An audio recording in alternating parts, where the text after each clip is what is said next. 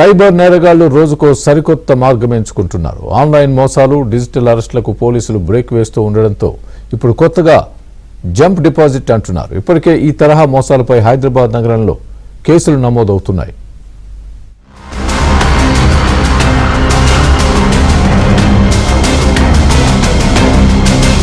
Cyber crime ఈ మాట చాలా మందిని భయపెడుతోంది. అయితే పోలీసులు చేస్తున్న అవగాహనతో పాటు సోషల్ మీడియా ప్రచారంతో చాలా మంది ఇప్పటికే అప్రమత్తమయ్యారు. దీంతో సైబర్ నేరగాళ్లు రోజుకో కొత్త రూట్ సెలెక్ట్ చేసుకుంటున్నారు. కార్డు మోసాలకు చెక్ పడటంతో ఆన్లైన్, డిజిటల్ అరెస్టులకు తెరలేపారు. వీటికి కూడా పోలీసులు చెక్ పెట్టడంతో ఇప్పుడు కొత్తగా జంప్ డిపాజిట్ అంటున్నారు సైబర్ కేటుగాళ్లు.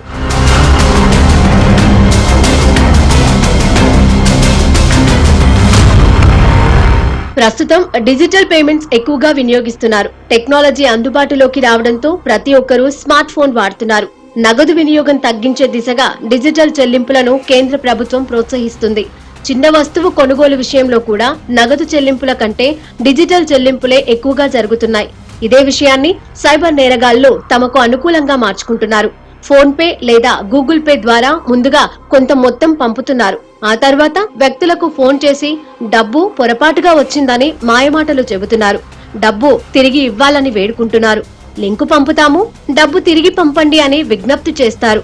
ఆ లింకు ద్వారా చెల్లింపులు చేసేందుకు ప్రయత్నం చేస్తే చాలు సైబర్ క్రిమినల్స్ వలలో చిక్కుకున్నట్లే.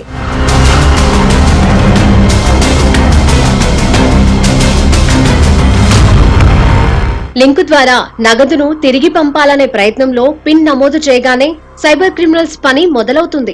బ్యాంకు ఖాతాలోని నగదు మొత్తం లాగేసుకుంటారు. ఈ విషయం బాధితునికి తెలిసేలోపే జరగాల్సిన తతంగం అంతా జరిగిపోతుంది.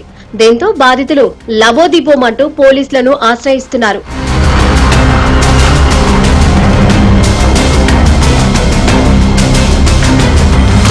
ఈ తరహా మోసాలు ఇప్పుడు పోలీసులకు సవాల్గా మారాయి. హైదరాబాద్, ముంబై, బెంగళూరు వంటి నగరాలలో ఈ మోసాలు వెలుగులోకి రావడంతో విజయవాడ పోలీసులు అప్రమత్తమయ్యారు. ప్రజల్లో అవగాహన కల్పిస్తున్నారు. ఫోన్కు వచ్చే ఓటీపీలను ఎవరికీ చెప్పవద్దని సూచిస్తున్నారు. ఎలాంటి లింకులను క్లిక్ చేయవద్దని హెచ్చరిస్తున్నారు. ఎవరైనా సరే జంప్ డిపాజిట్ అంటూ ఫోన్ చేస్తే వెంటనే పోలీసులకు ఫిర్యాదు చేయాలని సూచిస్తున్నారు.